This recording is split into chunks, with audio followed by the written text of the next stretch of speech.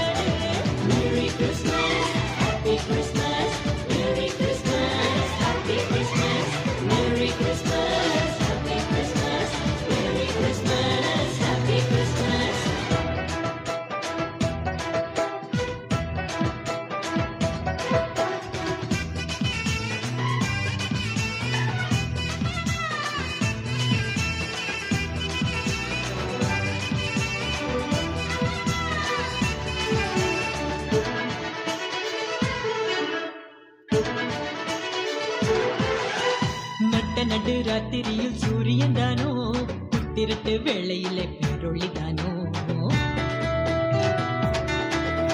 கொட்டு பனி நேரத்தினில் பூமகன் தானோ, வெத்தலையின் முன்னணையில் பாலகன் தானோ.